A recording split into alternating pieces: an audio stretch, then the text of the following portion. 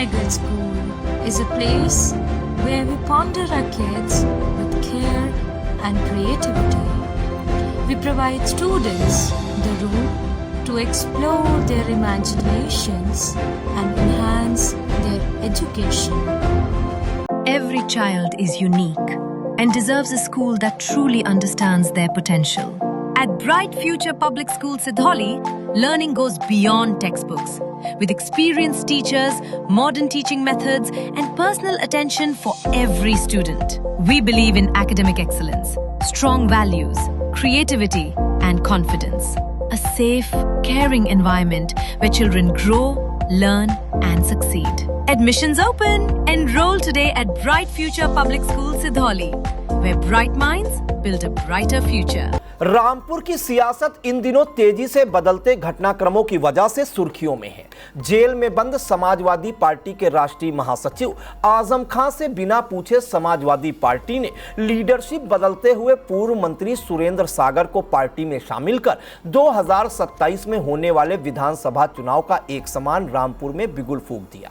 Samajwadi party में नई जिम्मेदारी मिलने के बाद सुरेंद्र सागर अब सिर्फ राजनीतिक बहस का केंद्र नहीं रहे, बल्कि प्रशासनिक कार्रवाई का भी सामना कर रहे हैं। सपा में उनकी एंट्री और बढ़ती सक्रियता के बीच योगी आदित्यनाथ सरकार द्वारा की जा रही सख्त कार्रवाई ने पूरे मामले को और ज्यादा राजनीतिक बना दिया है। इससे यह सवाल उठ रहा है कि क्या यह सिर्फ कानून का पालन है या फिर 2027 के चुनाव से पहले सियासी रणनीति का हिस्सा। नमस्कार, आप देख रहे हैं आई इंडिया और आपके साथ मैं हूं प्रियांशु मिश्रा। दरअसल जब से अखिलेश यादव ने सुरेंद्र सागर को सपा का प्रदेश सचिव बनाकर रामपुर की जिम्मेदारी सौंपी, तब से पार्टी की बड़ी रणनीतिक चाल मानी गई। सागर, जो कभी बसपा मुखिया मायावती के करीबी माने जाते थे, उन्हें सपा में शामिल कर अखिलेश यादव ने दलित वोट बैंक में सेंध लगाने की कोशिश की है। रामपुर में जाटव समाज पर उनकी पकड़ को देखते हुए यह फैसला 2027 विधानसभा चुनाव के लिहाज से अहम माना गया, लेकिन सपा में शामिल होने के कुछ ही समय बाद सुरेंद्र सागर के खिलाफ प्रशासनिक कार्रवाई शुरू हो गई। रामपुर में जिला पूर्ति अधिकारी की टीम ने उनके 3 पेट्रोल पंपों पर छापेमारी की। जांच में अनियमितताएं मिलने के बाद तीनों पेट्रोल पंपों को सील कर दिया गया, जबकि एक का लाइसेंस निरस्त कर दिया गया। इसके साथ ही उनका शस्त्र लाइसेंस भी रद्द कर दिया गया है। इस पूरे मामले पर रामपुर के डीएम अजय कुमार द्विवेदी ने क्या कुछ कहा, आइए आपको वो सुनाते हैं। देखिए, जो नाम आप बता रहे हैं, उनके बच्चों द्वारा आईएससीएल के एम्प्लॉय की गाड़ी पे फायरिंग की गई थी। ये जनवरी माह की घटना है और इस प्रकार की घटनाओं को प्रशासन गंभीरता से लेता है। मुकदमा दर्ज करके तत्काल दोनों अपराधियों को जेल भेजा गया था। इसके साथ ही उन्होंने अपने पिता की जो लाइसेंसी पिस्टल को इस्तेमाल किया था, तो उस हथियार को जमा कर लिया है और लाइसेंस को निरस्त कर दिया है।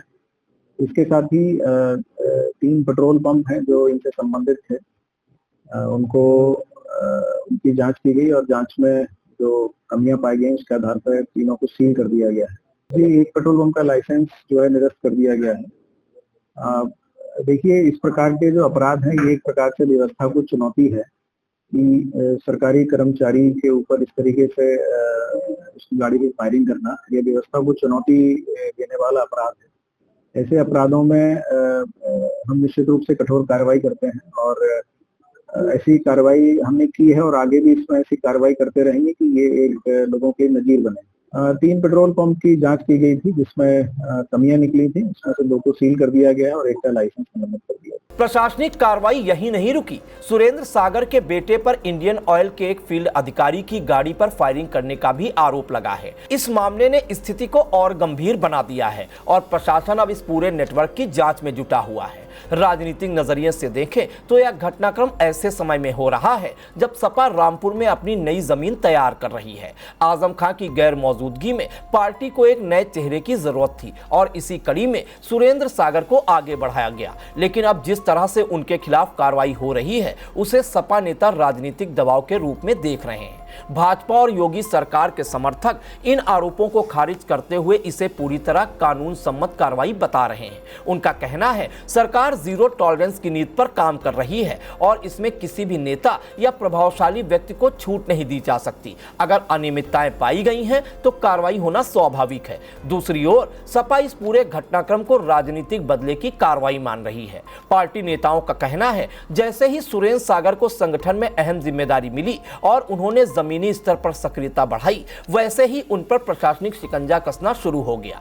सपा के अनुसार यह विपक्ष को कमजोर करने की सोची समझी रणनीति का हिस्सा है। राजनीतिक विश्लेषकों का मानना है कि रामपुर की सियासत अब एक नए दौर में प्रवेश कर चुकी है। पहले यह क्षेत्र पूरी तरह आजम खां के प्रभाव में था, लेकिन अब सपा नए सामाजिक समीकरणों के जरिए इसे पुनर्गठित करने की कोशिश कर रही है। ऐसे में टकराव होना स्वाभाविक है। स्थानीय स्तर पर भी इस कार्रवाई को लेकर मिली जुली प्रक्रिया देखने को मिल रही है। कुछ लोग इसे कानून का सामान्य पालन मान रहे हैं, जबकि कुछ इसे सियासी दबाव के रूप में देख रहे हैं। खासकर सपा समर्थकों का मानना है यह कार्रवाई एक संदेश देने के लिए की जा रही है। कुल मिलाकर सुरेंद्र सागर का सपा में शामिल होना और उसके तुरंत बाद शुरू हुई प्रशासनिक कार्रवाई ने रामपुर की राजनीति को गरमा दिया है। अब यह मामला सिर्फ एक नेता तक सीमित नहीं रह गया, बल्कि यह सत्ता और विपक्ष के बीच सीधी टक्कर का प्रतीक बन चुका है। आने वाले समय में यह देखना अहम होगा सुरेंद्र सागर इन चुनौतियों से कैसे निपटते हैं। क्या वे इस दबाव के बीच खुद को मजबूत नेता के रूप में स्थापित कर पाएंगे या फिर यह कार्रवाई उनकी राजनीतिक राह को कठिन बना देगी। फिलहाल इतना तय है कि 2027 के विधानसभा चुनाव से पहले रामपुर की सियासत में यह टकराव और तेज होने वाला है। At Singhania Educational Institute, we're not just prepared for the future, we're actively shaping it with technology and innovation. We are preparing to lead tomorrow. Singhania Educational Institute, cultivating knowledge.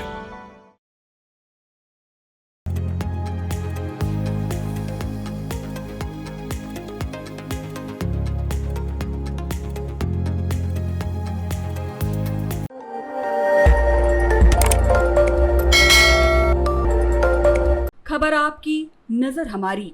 देखते रहिए आई इंडिया।